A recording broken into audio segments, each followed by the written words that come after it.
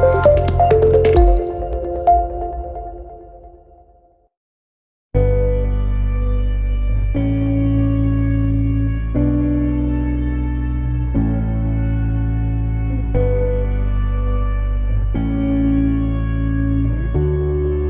ladies and gentlemen. Welcome you all to the Service Engineering session on MRA machine coordinated by second group of Biomed 360 campaign. Biomed 360 in a nutshell. The ultimate goal of Biomed 360 is to get a virtual learning experience to comprehend the functioning of medical devices. This campaign focuses on bringing together all the students from the medical sector. This campaign is a joint initiative by IEEE EMPS young professionals, IEEE student volunteers, and biomedical engineering students with the main aim of building the biomedical society. Here, the biomedical students and graduates collaborate with biomedical professionals with various sectors and work on gathering data and information on medical equipments. Thus, reaching out to the common people could be an eye-opener to the biomedical society on building every student's knowledge regarding the versatile range of devices. This campaign shall bring out a resourceful detail on every medical equipment, which not only aims at authentic information, but also focuses on learning of network teamwork. Today we have with us Mr. Ranjit, also a mentor of Group 2. He is a service engineer at Wipro GE Healthcare Private Limited. He is a graduate in electrical and electronics engineering from GEC Thrissur, with an experience in the field of servicing MRA machine. In India and out of the country for about 8 years, he is a great mentor to the group. With utmost privilege, I welcome you, sir, to this session. Without much delay, let's move on to the session. So the first question is, how does the MRA work? Okay, MRI stands for magnetic resonance imaging, and its initial name was nuclear. Not initial, it's nuclear magnetic resonance NMRI. So it's an imaging technique where we use a magnetic field and RF to get the image data from our body. Actually, it's it's based on protons in our body. So protons, hydrogens most abundant in the body because it's available in water and fat. So it's based on hydrogen atoms. So I will give you a brief idea about the common things. So when we apply magnetic field to our body, the hydrogen atoms or protons precess in a frequency that is called a Larmor frequency, and it's for hydrogen protons it is 42.58 megahertz at 1 Tesla magnetic field. So when we apply a main magnetic field to our body, these protons will either align parallel or will align anti-parallel, and we will get a net magnetic field from our body parallel to the applied magnetic field. So even if you get a magnetic field at that in that you cannot get the image data. So what we will do, we will apply an RF, and this RF can tilt this magnetic field created by the body to specified degrees. You can apply a 90-degree RF pulse or 190-degree RF pulse. So after applying the RF pulse, we will release the RF. So this RF also will be in the same, applied RF also will be in the same frequency of hydrogen atoms precision, so that the maximum energy transfer is happened. Otherwise, it cannot absorb all the RF transmitted by the coil. So if suppose we are considering a 1.5 Tesla system, that's the most common MRI mostly in our Kerala or most all over the world. Mostly we are using 1.5 Tesla. So to the hydrogen atoms will precess at a frequency of 3.83 megahertz, and you will apply an RF of same frequency. So the hydrogen atom will excite and move to the 90 degree or 180 degree, depends upon the RF you apply. Then once you release the RF, it will emit RF and will come to equilibrium position that is in parallel to the applied magnetic field. So to come to equilibrium position, it has to emit RF. Whatever energy it is absorbed, it will emit it. So different molecules, fat is having a different hydrocarbon formula, and water is having different one, and other tissues, it's all are different types of hydrocarbons. And according to this type of tissue chemical composition, it will have different speeds of emitting the RF, because some may be able to emit the RF fast, some maybe will take more time. So we will get to know by receiving this RF, we'll get to know which contributes the RF according to your data collection time. So this data will also, this is the principle. So we should get three-dimensional volume data from the patient, and we need each pixel or voxel data to get a good quality image. So for that, what we will do, we have three gradient coils X, Y, Z that are electrically placed in the magnet bore. These gradients will disturb the magnetic field, so that our point of interest remains at interest 1.5 Tesla or 1 Tesla or 3 Tesla according to the system. If it is 1.5 Tesla, it will achieve 1.5 Tesla only at suppose I am telling a thickness of 5 mm, 5 mm, 5 mm voxel. That point of interest, it will achieve 1.5 Tesla, and all other will be at different magnetic fields. And these gradient coils are electrical because it's electromagnets. So whenever a current is applied, magnetic field establishes, and when the current is removed, the magnetic field will disappear. So once it establishes the point of interest at 1.5 Tesla, all other points will be at a different magnetic field, and as per Larmor equation, frequency is equal to Larmor gyromagnetic ratio into magnetic field multiplied by magnetic field. So when the magnetic field changes, the hydrogen atom precision frequency also changes. So your point of interest will precess at 63.83 megahertz, and all other points will precess at different frequencies. And you will receive only, your receiving coil is a band pass filter. It will only allow the specified frequency of 63.83 plus or minus 2000 or 5000 hertz according to the design. Different manufacturers have different design. So it will allow in that band only. All other frequency it will reject. So you will get your point of interest data. So it's based on in the console, in the operator console, how you select how much resolution you want. If it is 128 into 128, 256 into 256,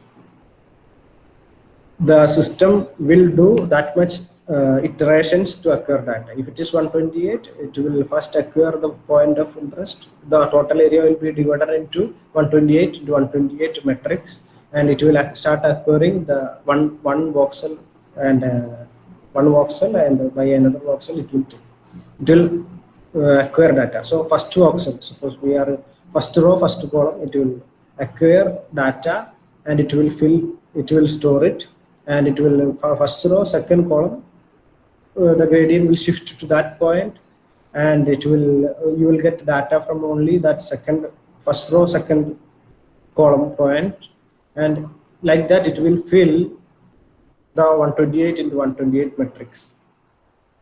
And from that signal, you know which sort, because it depends on different intensity comes from different parts of your tissue. If a fat will give some signal, water will give some more, and other tissues will give other amount of signal. So these signal intensities will be plotted to grayscale. Uh, so the least will be black and the maximum will be white. So in the signals in between will be plotted. Will get that value in the grayscale.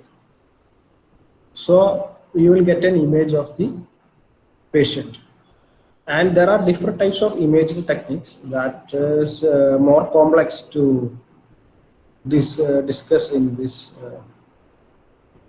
because it takes more time. Maybe need more time to discuss how different types of sequence, how you will get different types of contrast images, and many other things are there. So that we at the point of time we are not discussing those things. Okay, sir, that was a great kind of information. So the next question is, sir, how do the service engineers troubleshoot the equipment? Yeah, the first key point is you have to get the maximum information from the customer, when it happened, what happened, and how it happened.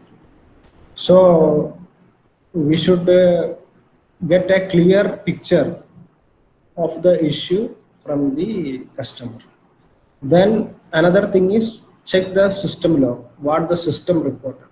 Because the customer is not technical, he may give different is what happened when he did, and your system will report technical logs, technical data, what happened inside the system. So you have to compare these two, and there are troubleshooting tools as per the technical information from the system.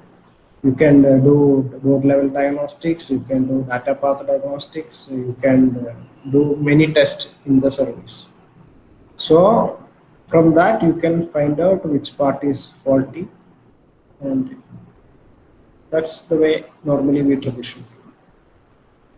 Understanding the problem is the main point, because mostly the issues, because customer will report system is not working. System, how, why, and why we have to find out, but when and what happened, that the customer has to we have to get the from customer. That's a key thing to solve the issue.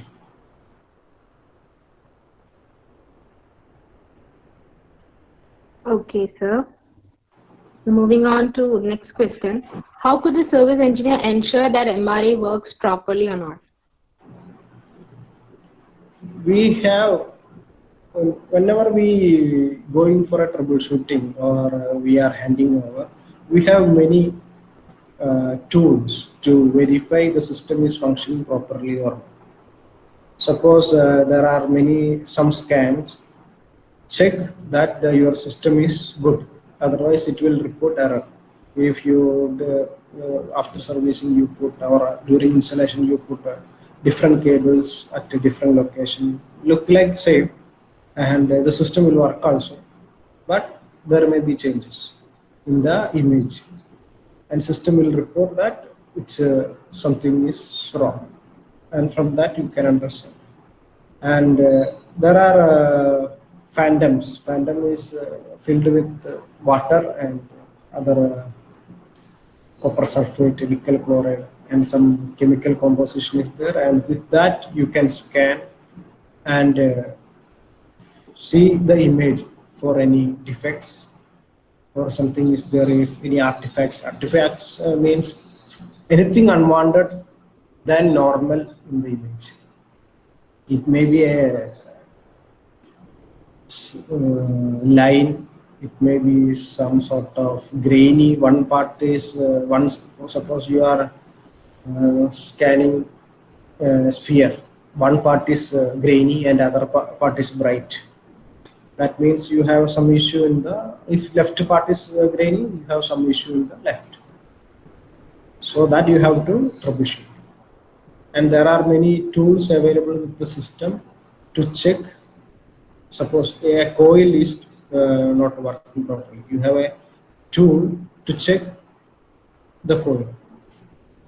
And customer complains some other things that's not working. All the things to verify, you have tools in the service menu. Okay, Now, so for service, we will do a test scan with Phantom and will verify the system is working after service and it's according to the specifications. okay, so that is a great information. So now we have a question regarding the maintenance contracts. Among annual maintenance contract and a comprehensive maintenance contract, which one is preferred for the MRI machine? MRI, we prefer CMC because MRI involves, for the customer, it's beneficial to take CMC because the parts, the CMC, if one of the parts fails also, it will cost the amount of CMC. But if the customer is at AMC, because of some bad luck, normally it may not happen, but if suppose because of some bad luck, if the system parts or any other things fail, the cost may go up double or triple than their annual CMC, mostly because it involves, if the customer cooling mechanism also fails, it will result in loss of helium, and helium is a costly thing. If it is in CMC, all the maintenance will be done by the company. So it's a company's responsibility to maintain all the things. If it is some sites, suppose the cooling and all by customer, so it comes under customer's responsibility. So CMC, if we consider in Kerala, most of the 95% of the systems are in CMC. Only 5% of the systems are not in CMC because they don't have that much patient scan, they don't have that much income to take a CMC. CMC mostly will be costing about 5 to 6 times than an annual AMC. But all the parts, everything will be covered in CMC. MR is a complex machine, and if some parts, if one part fails also, mostly it will go beyond that CMC value. So for a customer point of view, it's better to, we also suggest to take CMC value. All right, so so next question is, how could the problems of MRI, or what could be the problems of MRI usually? Normally, mostly we get image quality issues. Most, if we take 70 to 80% issues come on image quality, because it depends on many parameters. One is depends on the technician, whether he landmarked properly. It depends on the patient, whether the patient is cooperative, is not moving.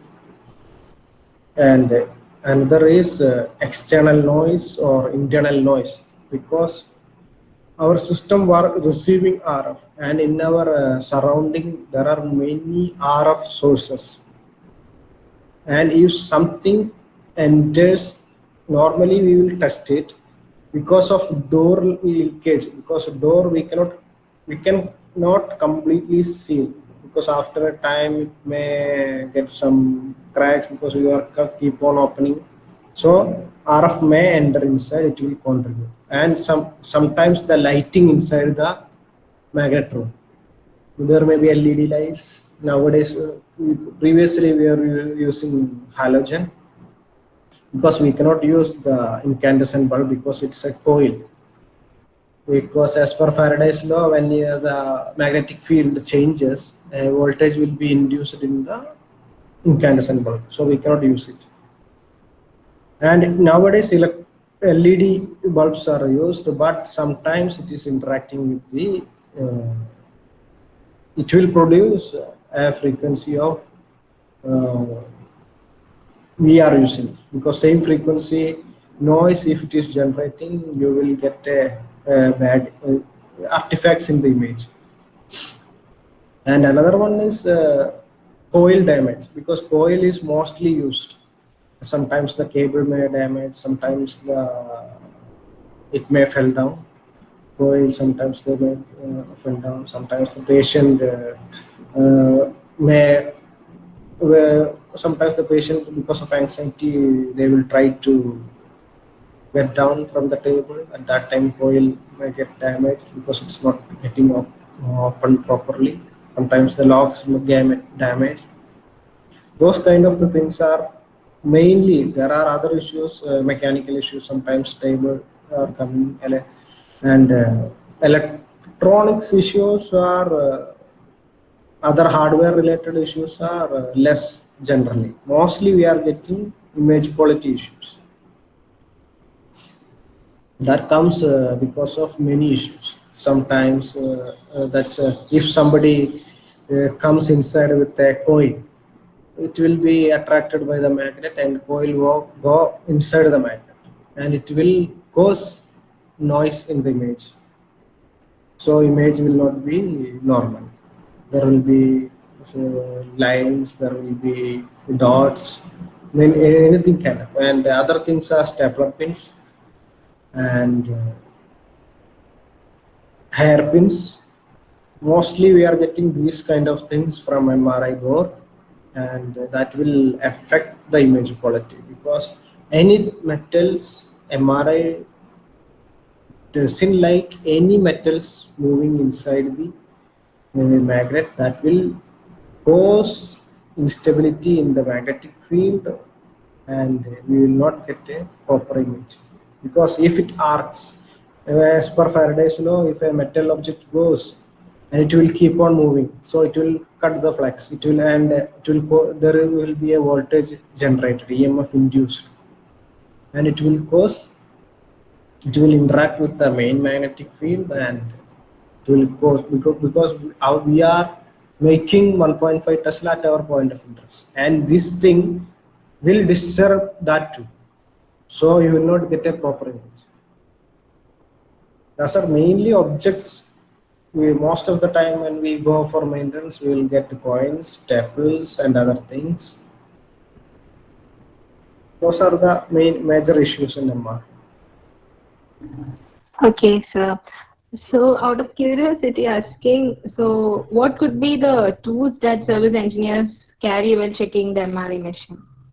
General tools, multimeter, electrostatic discharge device, and non-magnetic tools to work inside MR. Because MR mostly will be in 3 rooms. One is scanning room, where the magnet display, magnet and table is located, and one is operator console room, where we will have a monitor and workstation, and another one will be equipment room, where the power modules like RF amplifier, gradient amplifier, and other control systems, reconstruction engines, all placed.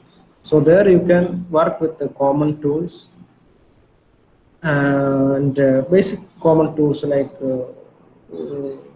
box spanner set, Allen keys, Phillips screwdriver, flat screwdriver, those kind of general tools, and multimeter, ESD. But inside the MR, you need a non-magnetic tool.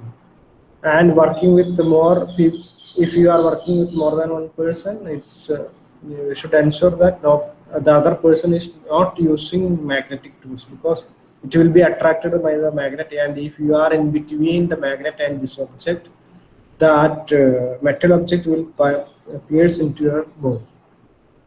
causing severe damage depends upon which subject comes.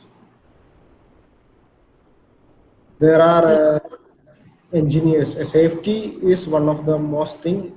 So whenever we work in MR, we have to put barricades and warning symbols, and we should have non-magnetic tools.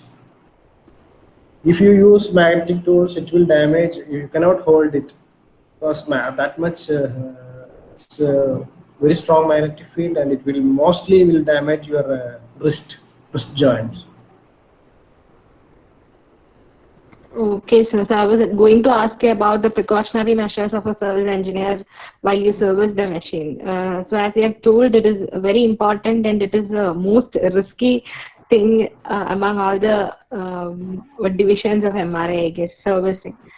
So can you please tell more about the risks or the experience that you had while servicing any machine?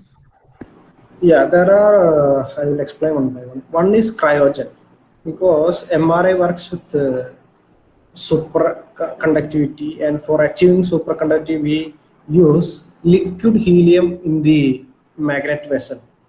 So your main magnet coil, superconducting coil, are immersed in liquid helium, which is having a temperature of minus 269 degrees Celsius or 4 Kelvin.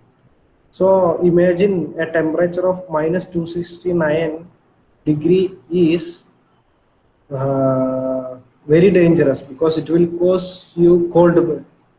Cold burn is more dangerous than hot burn. And so while filling, you should use proper gloves, cryogen gloves you will get, so it can withstand that much temperature if you are filling. So when filling, there is a chance of reduction of oxygen level in that scan room. So you should carry an oxygen monitor with you. If it goes below 19.5, it will start alarming, and you have to come out to the from the magnet room. Also, you should keep the door open and locked in a position, because if somehow if the helium expands, it's having a high expansion ratio, 1:700 or something. So 1 liter of liquid helium expands to a gas at a ratio of 1:700. That means 1 liter liquid helium expands to 700 liters of gas. So it can maybe most of the MRIs contains about 2000 liters of MRI. Sorry, 2000 liters of helium. So if it expands because of some reasons, you will not be able to open the door if it is closed because of the pressure. And this is at negative temperature, and mostly it will harm you. Not mostly, it will harm you if somehow it comes out. So we will always keep the door open. That is one of the thing. Normally we will not do any works when the this kind of work when the magnet is ramp. We have a separate vent to for the helium to expand. But for a safety precaution, we will always keep the door open, because normally it will not happen. But if it happens, if some of the lines break because of some reason, it never happened. But as a safety precaution, we are doing that. We have to use gloves. We have to use oxygen monitor. That's when we work in. You have to use goggles also. Goggles, safety shoes, all other things are required. Safety, you can wear. You have to wear cotton dress, because when we work with cryogens. And these are the things when you work in scan room. So you should use non-magnetic tools also. When you work, we have to. There should not be any onlookers, because people are eager and people want to see what is happening.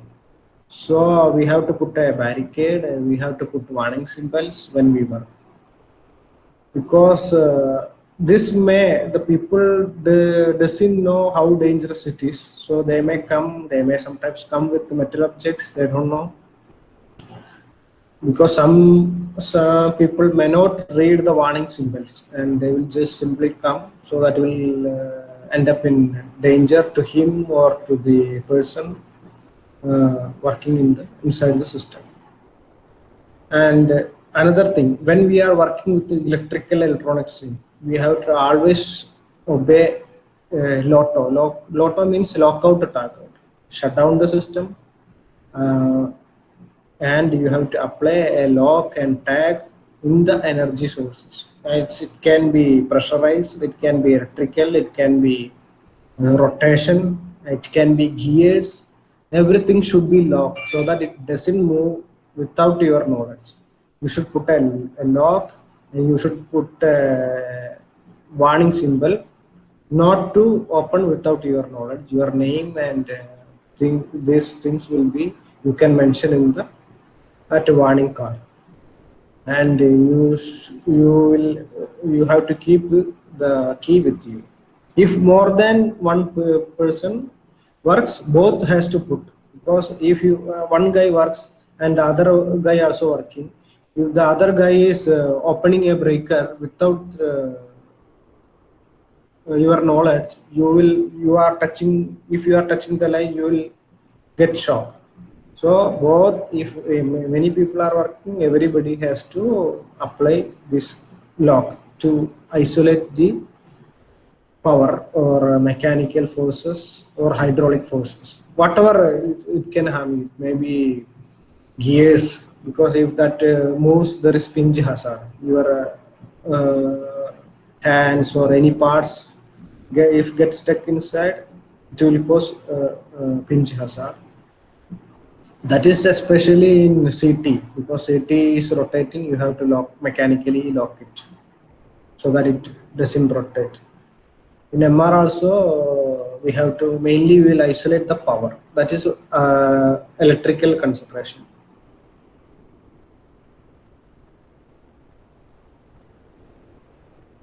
Okay, sir. So my next question was, how was your experience throughout these 8 years?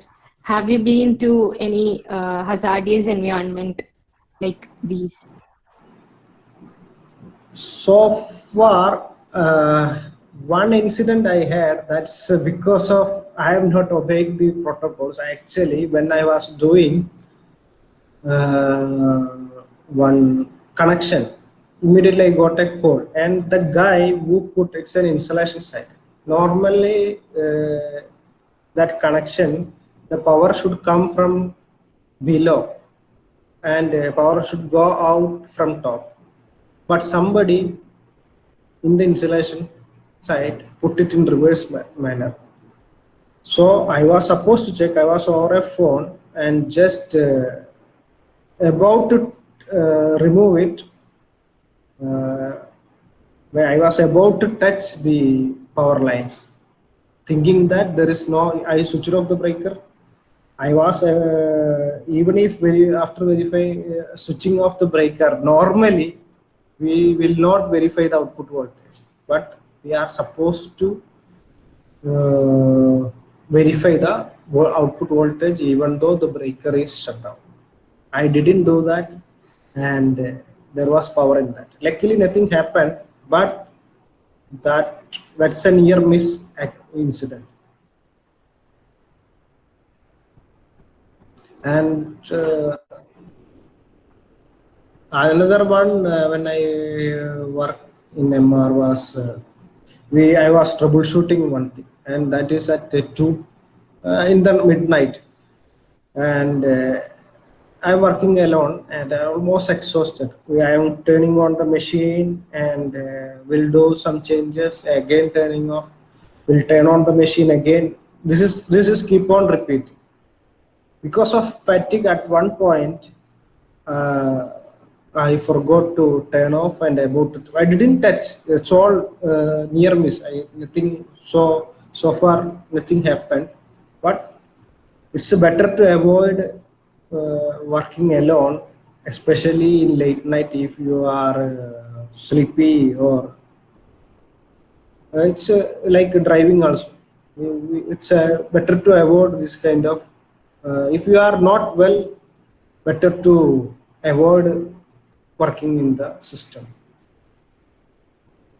because that may attract, especially if your concentration is low in MR, especially you will end up in some sort of uh, accident, because sometimes this magnetic field is strong. One of our engineer in Morocco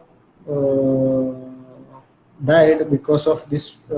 She walked as a lady. She took one of the metal objects, and she passed near the magnet, and she got stuck in between the magnet and the object, and nobody was there. And the next day, people saw that she passed away because of this metal object stuck into her body. And she was on even a small spanner, you will not be able to take out because of the magnetic attraction by the MRI. So we Yes, have sir. to be always careful. We should be, if you are not well, if you are not have any fatigue, or if you are any issues, better not to work. After that, also some people use mobiles while working. Better to avoid it. Even if it is urgent, never use mobiles while working, because that will cause it will your concentration will, you will lack concentration, and it mostly will end up in injuries. Yes, sir. That was indeed a precautionary message to all the service engineers out there. And Yeah. salutes to people like you who have been working wholeheartedly, taking all these risks to maintain our healthcare standing high. So thank you, sir, for the wonderful session. Thank you for answering all the questions that have been asked by Yeah, our group. actually, it doesn't mean that you cannot take one more point I want to add, because you have to take sometimes more magnetic objects from the magnet room. You have to take in, you have to take out. That's as a part of service, because your table is moving with the help of a motor. Your it's up and down works with the help of a motor. In and out works with a motor. So there are metal objects, but in the service manual there are clear instructions what to do and what not to do to avoid. If we obey the service manuals 100%, you will, there will not be any accidents. There are protocols how you can do. In magnet there is some 200 Gauss line. So that means if you go beyond that line, that's near to the magnet, the attraction increases rapidly in an exponential way. So you are not supposed to enter that area with any magnet objects while service. And if you wanted to take something, there are clear protocols, clearly written procedure to do it safely. So far, I didn't face such issues, either with the cryogens or either with metal objects.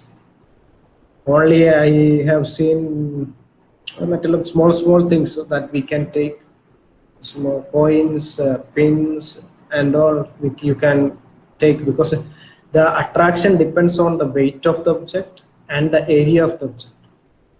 If it is a sheet of a big area and less weight, also it will cut more lines of magnetic lines of force, and the attraction will be more.